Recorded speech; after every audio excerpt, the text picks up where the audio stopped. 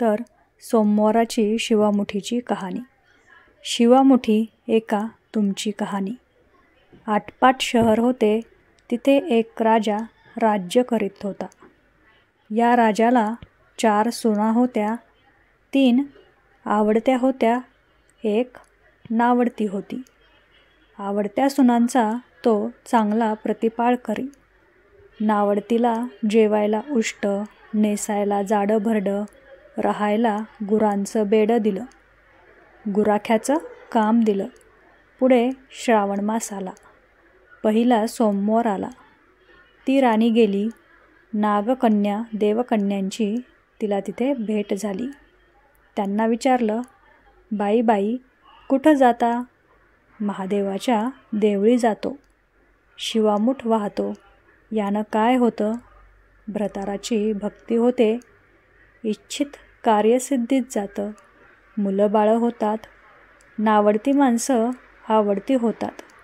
वडील मनुष्यांपासून सुखप्राप्ती होते. मग त्यांनी तिला विचारलं, तू कोणाची कोण? मी राजाची सून. तुमच्याबरोबर येते.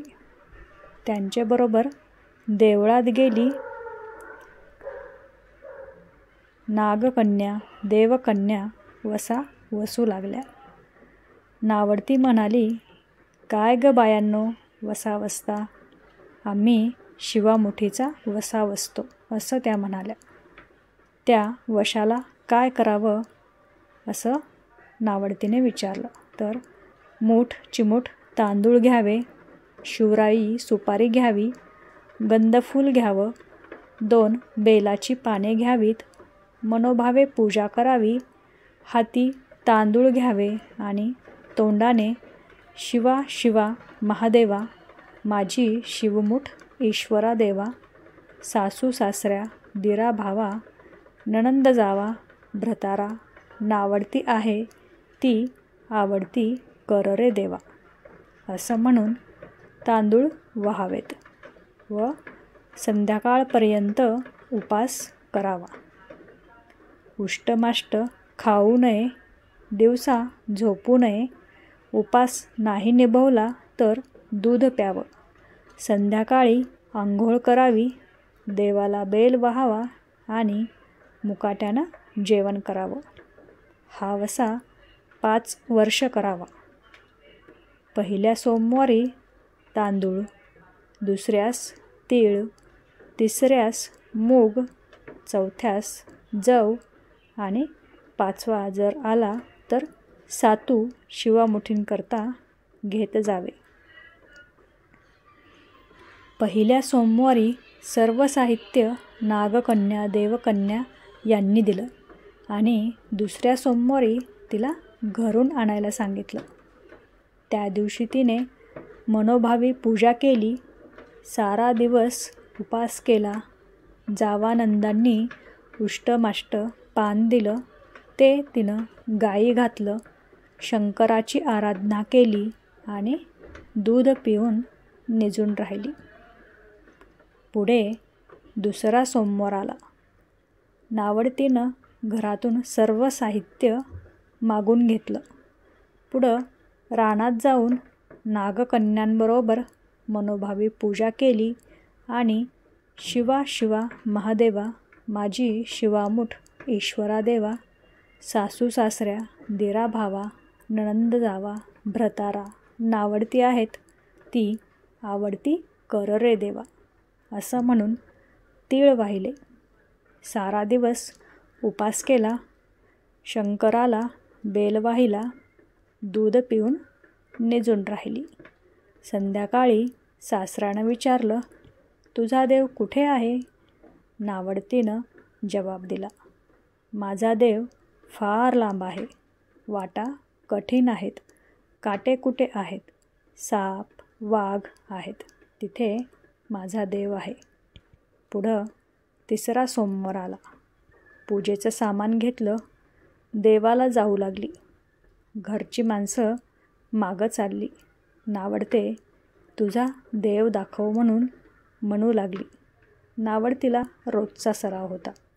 तिला काहीही वाटलं नाही. यांना काटेकुटे पुष्कळ लागले. नावडतीची दया आली. आजपर्यंत रानात कशी येत असेल कोण जाणे. नावडतीला चिंता पडली. देवाची प्रार्थना केली. देवाला तिची करुणा आली. नागकन्या, देवकन्या यांसह वर्तमान देऊळ सुवर्णाचे झाले. रत्नजडितांचे खांब झाले. हंड्या झुंबर लागली.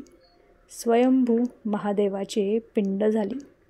सगळ्यांनी देवाचं दर्शन घेतलं. नावडती पूजा करू लागली. गंधफूल वाहू लागली. नंतर मूग घेऊन शिवा शिवा महादेवा, माझी शिवमूठ ईश्वरा देवा, सासू सासऱ्या, दिरा भावा, ननंद जावा भ्रतारा नावडती आहेत, ती आवडती कर रे देवा, असं म्हणून शिवाला वाहिले. राजाला मोठा आनंद झाला. नावडतीवर प्रेम वाढलं. दागिने घालण्यास दिले. खुंटीवर पागोट ठेवून तळ पाहायला गेला. नावडतीची पूजा झाली. पूजा झाल्यावर सगळी माणसे बाहेर आली. इकडे देऊळ अदृश्य झालं. राजा परत आला. माझं पागोट देवळी राहिलं. देवळाकडे आणायला गेला. तिथे एक लहान देऊळ आहे. तिथे एक पिंड आहे. वर आपण केलेली पूजा आहे. जवळ खुंटीवर एक पागोटे आहे. तेव्हा त्यांनी सुनेला विचारलं, हे कसं झालं? माझा गरिबाचा हाच देव, असं तिने उत्तर दिलं. मी देवाची प्रार्थना केली. त्याने तुम्हाला दर्शन दिले. सुनेमुळे देव भेटला म्हणून तिला पालखीतून घरी आणले. नावडती होती ती सर्वांची आवडती झाली. जसे तिला शंकर प्रसन्न झाले तसे तुम्हा आम्हा हो ही संपूर्ण साठा उत्तराची कहाणी पाचा उत्तरी सुफळ संपूर्ण. जेव्हा शिव मंदिरामध्ये जातो तेव्हा अर्धीच प्रदक्षिणा का घालतो किंवा का घातली जाते, त्याच्या पाठीमागे काय आख्यायिका आहे ते आजच्या व्हिडिओमध्ये आपण जाणून घेणार आहोत. श्रावण महिन्यात शिव मंदिरात पूजेला जाणार असाल तर शिव मंदिराला प्रदक्षिणा घालण्याआधी दिलेली माहिती पूर्ण वाचा. शंकर मंदिरात गेल्यावर आपण अर्धीच प्रदक्षिणा घालतो. शिवलिंगाला जोडून जी मर्यादा आखून दिली आहे तिला शिवनिर्माल्य असे म्हणतात. ते ओलांडून जाऊ नये असेही सांगितले जाते. शिवनिर्माल्य ओलांडल्याने मानव शक्तिहीन होतो असे म्हणतात. पुष्पदंत नावाचा गंधर्व फुलांची चोरी करायला जाताना अजाणतेपणी शिवनिर्माल्य ओलांडून जातो. त्यामुळे त्याची अदृष्ट होण्याची शक्ती नाश पावते. शक्तिहीन बनलेला तो भगवंताचा महिमा गातो. त्याने रचलेले काव्य शिव महिमन स्तोत्र म्हणून ओळखले जाते.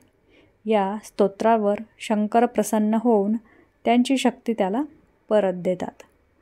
शिवनिर्माल्य ही भगवान शंकरांनी मनुष्याला घालून दिलेली मर्यादा आहे. जीवाचा प्रवास हा शेवटी शिवाकडे पोहोचणारा आहे. या प्रवासामध्ये आपण आपल्याला आखून दिलेल्या नीती नियमांच्या मर्यादांचे उल्लंघन केले तर एका मर्यादेनंतर मनुष्य शक्तिहीन होणारच. याचे रूपक शिवनिर्माल्य दर्शवते.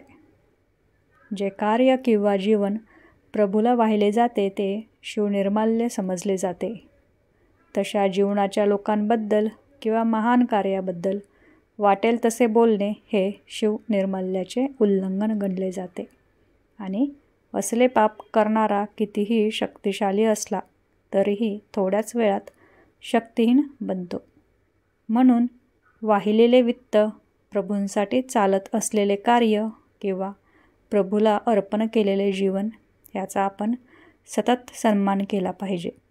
अशा कर्माची किंवा मासाची जिथे अवगणना होते त्या समाजात दुष्काळ, मृत्यू, भय यांचे साम्राज्य पसरते असे शास्त्रवचन आहे. म्हणून शिवनिर्माल्य ओलांडू नये, अर्थात देवकार्यात आड जाऊ नये. व्हिडिओ संपूर्ण पाहिल्याबद्दल खूप खूप आभार. व्हिडिओतील माहिती आवडल्यास व्हिडिओला एक लाईक करा आणि आपल्या फ्रेंड फॅमिलीसोबत शेअर करायला विसरू नका. तसेच नवीन व्हिडिओचे अपडेट मिळवण्यासाठी बेल आयकॉनलाही प्रेस करा, म्हणजे नवीन व्हिडिओचे नोटिफिकेशन प्रथम तुम्हालाच येईल. धन्यवाद.